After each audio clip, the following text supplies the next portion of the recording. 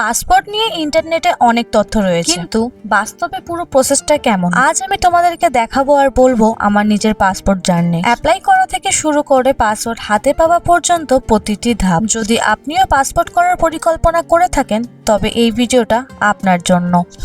নমস্কার, আমি রূপালী। আমার পাসপোর্ট অফিসের ব্লগটা তোমরা অনেক ভালোবাসা দিয়েছো। অনেকেই কমেন্টে বিভিন্ন প্রশ্ন করেছেন যে কিভাবে পুলিশ ভেরিফিকেশন হয়েছে, পাসপোর্ট কতদিনের মধ্যে হবে, পাসপোর্ট অফিসে কি কি ডকুমেন্টস লাগে, বার্থ সার্টিফিকেট প্রয়োজন কিনা, কত পুরানো দলিল প্রয়োজন, এছাড়াও বিভিন্ন প্রশ্ন। আজকে তাদের প্রশ্নের উত্তর দিতেই আমার এই ছোট্ট ভিডিও। পাসপোর্টের অ্যাপ্লাই করা থেকে শুরু করে পাসপোর্ট হাতে পাওয়া পর্যন্ত আজকের রিয়েল এক্সপিরিয়েন্স আপনাদের সাথে শেয়ার করব। এছাড়াও তোমাদের সাথে শেয়ার করব পাসপোর্ট বানানোর বিভিন্ন তথ্য এবং 2026-এর নতুন নিয়ম। যদিও আজকের ভিডিও আমার কন্টেন্টের থেকে একটু ভিন্ন, তবুও আমি তোমাদের প্রশ্নের উত্তরের জন্য এই ছোট্ট ভিডিওটা আজকে করলাম। খুবই কাজে লাগবে আশা করি। প্রথমেই আসি পাসপোর্ট অ্যাপ্লাই করবে কিভাবে অনলাইনে। সেটার অনেক ভিডিও তোমরা ইউটিউবে সার্চ করলে পেয়ে যাবে।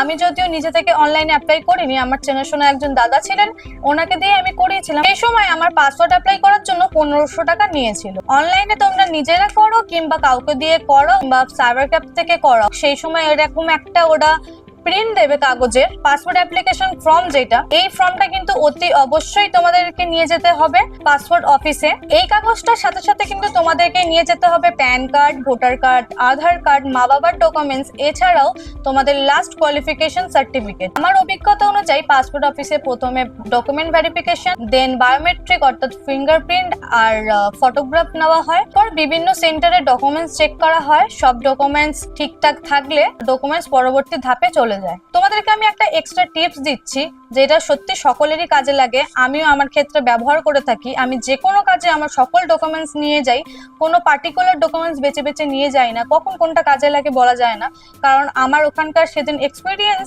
আমার এই অভিজ্ঞতাকে আরো বাড়িয়ে তুলেছিল।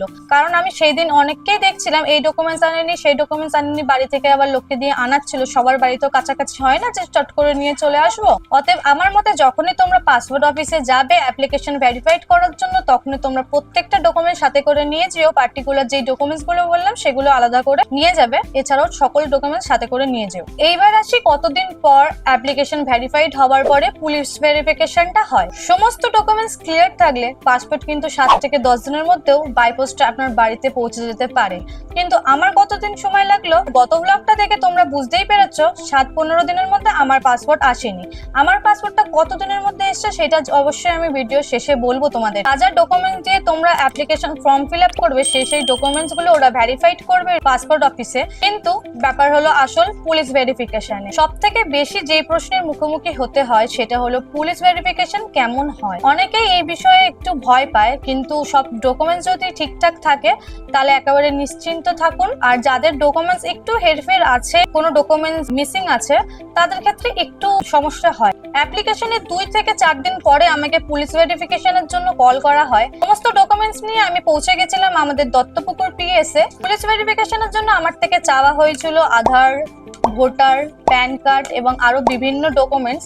সব থেকে যেটা গুরুত্বপূর্ণ হলো পুরানো দলিল। আমার দাদুর দলিল আমার কাছে ছিল, সেটাই আমি দেখিয়েছিলাম। দলিলের দিক দিয়ে ক্লিয়ার ছিলাম, কিন্তু ওনারা আমার বার্থ সার্টিফিকেট কেন নেই সেই নিয়ে আমাকে প্রশ্ন করেন। সেক্ষেত্রে আমি সিম্পলি উত্তর দিই যে আমার বার্থ সার্টিফিকেট কেন নেই, কারণ আমি ছোটবেলা থেকে শুনে এসেছি মাধ্যমিকের অ্যাডমিট কার্ড থাকলে বার্থ সার্টিফিকেট লাগে না। তার জন্য আমি আর বানানোর চেষ্টা করিনি, যদিও আমার ডিসচার্জ সার্টিফিকেট সাথে ছিল। বাট ওনারা বললেন আজকাল অ্যাডমিট কার্ডকে বার্থ সার্টিফিকেটের অপোনেন্টস ডকুমেন্ট হিসেবে ইউজ করা হয় না। তার জন্য আমাকে বার্থ সার্টিফিকেট বানিয়ে আনার জন্য 15 দিন মতো হাতে টাইম দিয়েছিলেন, যে আমরা 15 দিন এখানটায় এই ফাইলটা রাখবো, তারপর আমরা ট্রান্সফার করে দেবো। দেন আমি 15 দিনের মধ্যে খুবই চেষ্টা করেছিলাম কেএমসিতে গিয়ে আমার বার্থ সার্টিফিকেট বার করার। অবশেষে 15 দিনের মধ্যে আমার বার্থ সার্টিফিকেট বেরোয়নি। তারপর ওনারা নিজেরাই আমাকে কল করে বলেন যে বার্থ সার্টিফিকেট বেরিয়েছে কিনা।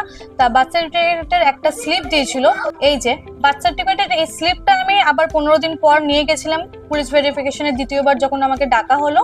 তখন ওটা দেখানোর পরে ওনারা বললেন ঠিক আছে বার্থ সার্টিফিকেট দিতে হবে না, আমরা এই ডকুমেন্টস দিয়েই আপাতত কাজে লাগিয়ে নিচ্ছি। বাট যেটা হয় সেরকমই হলো আমার সাথেও। তারপরে আমার ডকুমেন্টস ওনারা পাঠিয়ে দিলেন যাদের প্রত্যেকটা ডকুমেন্টস ক্লিয়ার থাকবে, অতএব বার্থ সার্টিফিকেট, পুরানো দলিল আর এছাড়াও তোমার বাবা মার যা যা ডকুমেন্টস খুবই সহজে চলে আসবে 10 দিনের মধ্যে। কারণ আমার এক ফ্রেন্ডের হাজবেন্ডের খুবই সহজে চলে এসেছিল, 10 দিনের মধ্যেই চলে এসেছিল। কিন্তু আমার জার্নিটা অত সহজ ছিল না, কারণটা হলো আমার বার্থ সার্টিফিকেটটা ছিল না সেই মুহূর্তে। আরেকটা প্রশ্ন যেটা, পাসওয়ার্ড কতদিনে হাতে পেলাম? অনেকেই জানতে চেয়েছো ভেরিফিকেশনের কতদিন পরে পাসওয়ার্ড হাতে আসে। আমি ভেরিফিকেশনের সপ্তাহখানেকের মধ্যেই আমার পাসওয়ার্ড বাই পোস্ট আমি পেয়ে গেছিলাম। তবে সকলের ক্ষেত্রে এটা নাও হতে পারে। অনলাইনে পাসওয়ার্ড অ্যাপ্লিকেশন করতে আমার তখন নিয়েছিল 1500 টাকা। 2026 1 জুলাই থেকে 2500 টাকা হয়ে গেছে। আমার অভিজ্ঞতা থেকে আমি তোমাদেরকে কিছু ইম্পর্টেন্ট টিপস দিতে চাই, যেটা হলো সকল ডকুমেন্টস তোমরা নিজের সাথে রাখবে, ফটোকপি আগে থেকেই বার করে রাখবে। অ্যাপ্লিকেশন ফর্ম অনলাইনে সাবমিট করার আগে দুবার চেক করো। অবশ্যই মোবাইল নাম্বারটা অ্যাক্টিভ রাখবে, কারণ SMS আসে। পুলিশ ভেরিফিকেশনের কল কিন্তু অবশ্যই রিসিভ করো। পাসওয়ার্ড কিন্তু প্রত্যেক 10 বছর অন্তর অন্তর রিনিউয়াল করতে হয়, সেটা বেশিরভাগ জনই জানো, বাট যারা কিছু সংখ্যক হয়তো না জানতেও পারে তাদের ক্ষেত্রে এটা আমার বলা। আজ আমি যতগুলো প্রশ্নের উত্তর দিলাম সবগুলোই আমার অভিজ্ঞতার ভিত্তিতে। যদি কোনো প্রশ্নের উত্তর বাদ থাকে অবশ্যই কিন্তু আমাকে কমেন্ট করে জানাবে, আমি সেখানে তোমাদের উত্তর দেওয়ার চেষ্টা করব। আশা করি আজকের ভিডিওটা কিছুটা হলেও তোমাদের সাহায্য করবে। যদি ভিডিওটা তোমাদের কাজে আসে বা ভালো লাগে অবশ্যই একটা লাইক করো, আর পরিচিত কেউ যদি পাসওয়ার্ড সংক্রান্ত কিছু জানতে চায় অবশ্যই আমার ভিডিওটা তোমরা শেয়ার করতে পারো।